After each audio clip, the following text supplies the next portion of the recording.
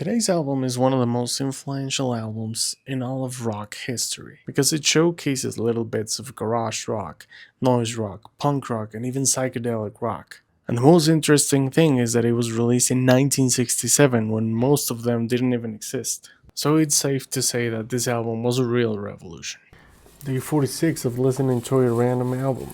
Today we have The Velvet Underground by The Velvet Underground. Okay, so this was my first time actually listening to The Velvet Underground. And this being a 1967 album, it feels kind of rough around the edges. But once you listen to the full thing, you realize this was done on purpose. Because in this album, there is no prolific musicianship, and it's full of dissonant moments. And the lyrics are obscene and very graphic. So this album is just a very raw and honest display of art.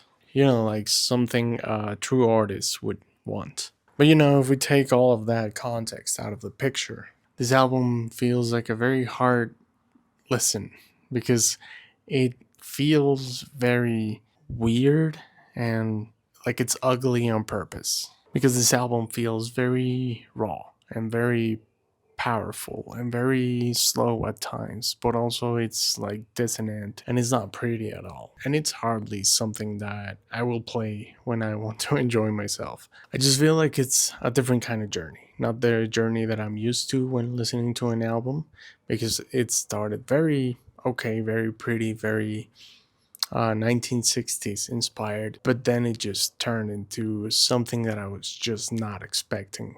That emotion and that power and that energy, it translates very well to create an iconic album, but it does not translate very well to an enjoyable album. So it's safe to say that I did not enjoy this album very much, and it's very hard to recommend this one because it's very experimental. So yeah, this is very hard to recommend to hardly anyone. And my favorite songs were Heroin, Sunday Morning, and I'm Waiting for the Man.